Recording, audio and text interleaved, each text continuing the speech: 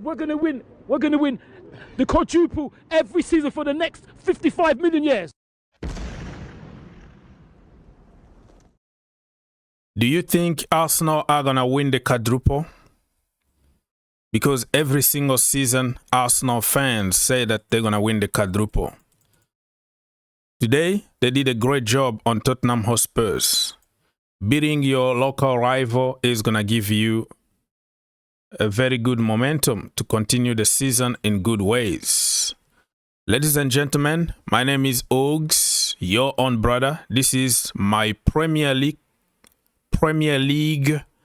match week 4. I can't even speak, still very early, but we're gonna continue anyways.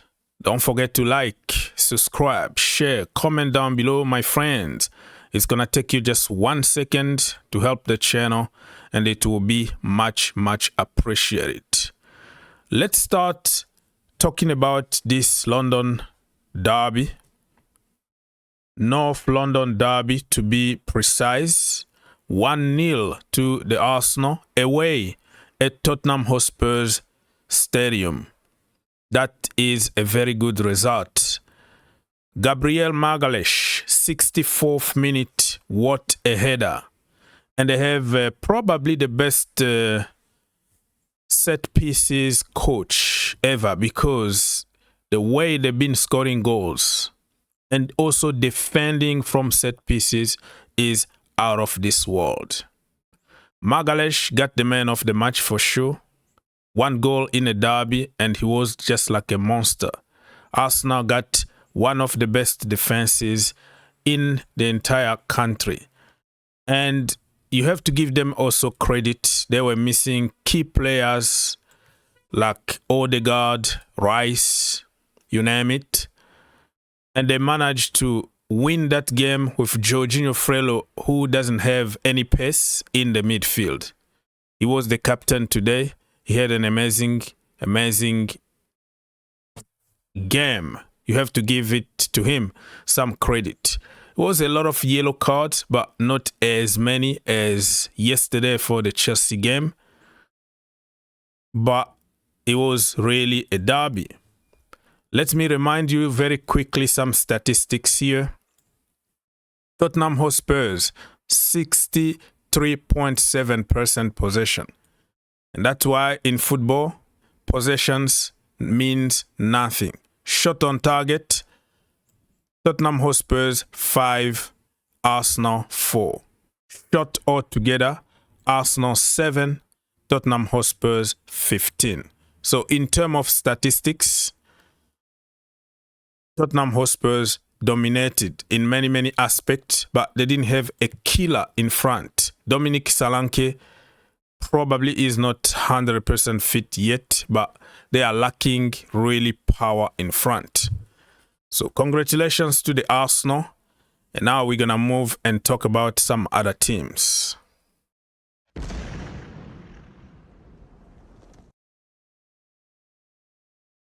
Let's move on and talk very quickly. Let me remind you about other teams, like all the teams. So today, Sunday, Tottenham Hotspur 0, Arsenal 1. Saturday, it was Southampton 0, Manchester United 3. I'm going to come back for big games to give you more details, but let me just go through all the games this weekend. Brighton and Ipswich 0-0, Crystal Palace against Leicester City 2-2, Fulham against West Ham 1-1, Liverpool lost at home against Nottingham Forest 1-0. Since 1969, something like that, that Nottingham Forest haven't beaten Liverpool at home. That is a record that was broken. Manchester City beat Brentford 2-1. Aston Villa came back from 2-0 down to beat Everton 3-2. Bournemouth lost at home against Chelsea.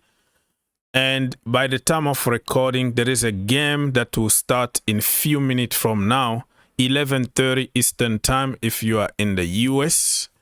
And it's going to be Wolves against Newcastle United.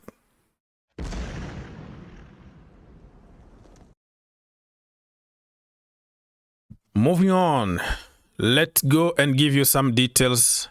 Liverpool against Nottingham Forest, 1-0 to Nottingham Forest. Callum Hudson-Odoi scored in the 72nd minute. And Liverpool didn't manage to score goals, but for some reason, Mo Salah was voted man of the match in this Premier League website. And everybody said that it's going to be a perfect game for Liverpool after the international break. They dominated though, 69.1% possession. Shot on target, they had 5. Nottingham Forest only had 3. Shot altogether, 14 for Liverpool, 5 for Nottingham Forest. And that just tells you what I just said. Statistics sometimes means nothing in football. You have to actually win a game of football. You can possess the ball, you can do whatever you want, but if you don't score, my friend, you are not going to win a game of football.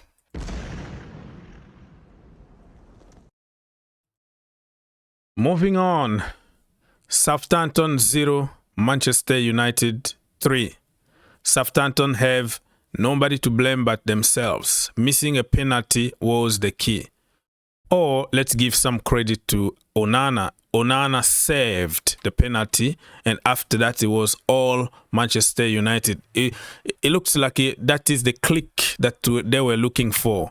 That was a wake-up call, and they took it to their own hand and convincingly won 3-0. Delete Rashford and Garnacho. So what else to say? And if you compare the two teams on paper, of course, United got more quality and big names. In this Southampton team, there are only few players that you can recognize, but the rest are just coming from the Championship or the lower leagues. So even though United were missing few players out of injuries, they had more quality, far better team than Southampton. But it could have been different if Southampton took that chance and scored that penalty. It was going to be a completely different story. Manchester United got like 55.8% possession, 10 shot on target, 20 shot altogether. So it was all Manchester United, and that's what you need sometimes, you know, that click, that wake-up call, and you win the game.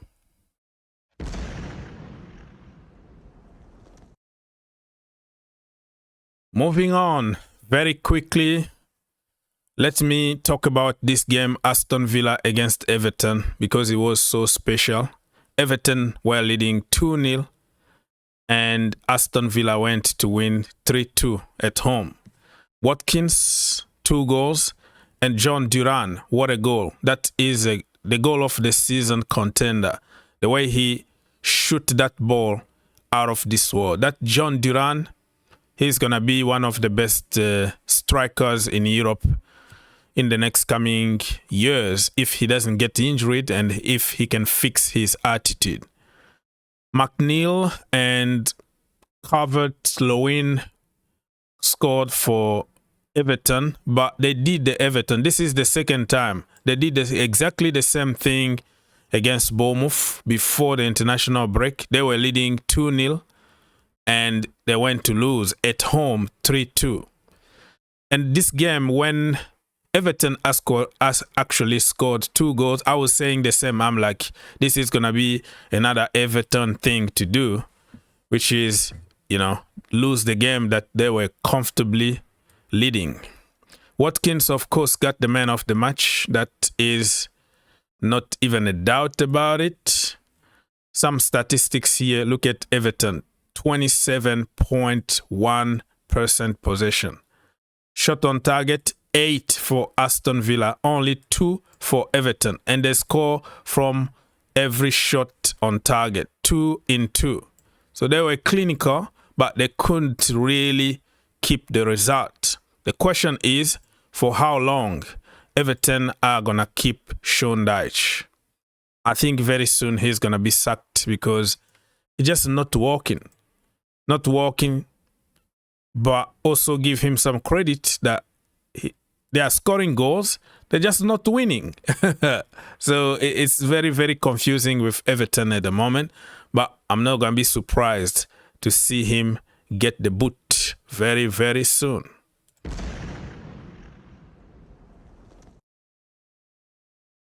Let me move on very quickly to this game here between Manchester City and Brentford. 2-1 to City. Wissa actually scored after a few seconds only.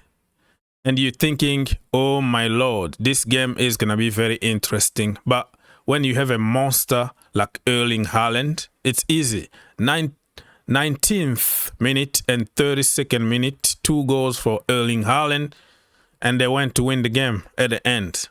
Haaland was the man of the match for sure. And what can you really say? They are just so good, man. Manchester City, they are so good. I'm afraid it's going to be another fight with Arsenal to win the league. 53% possession for City. 7 shots on target for City. 5 for Brentford. Shot altogether 18 for City, 8 for Brentford. So Erling Haaland, how many goals he got already this season? Probably 9 goals in 4 games. Absolutely illegal. This brother is just so good, man. He knows how to score goals. He was born to score goals. You can criticize his game overall, but the most important is to just score goals. And Edison need also some credit. He gave an assist, and according to statistics, he got more assists in the Premier League than Anthony from Manchester United. That is the joke that's going around. Not even a joke. It's fact. Like, he's so good distributing the ball from the back, man. That Edison guy. He's even better than Alisson in terms of distribution. But in terms of overall goalkeeper, Alisson, I think, still on top. But, man, Manchester City are just unstoppable at the moment.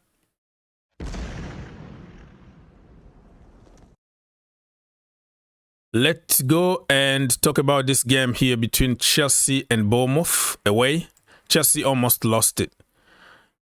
Bournemouth had a penalty that they missed, and that is just like a click to help Chelsea play better in the second half. Because if that penalty went in, it was going to be a completely different kind of game.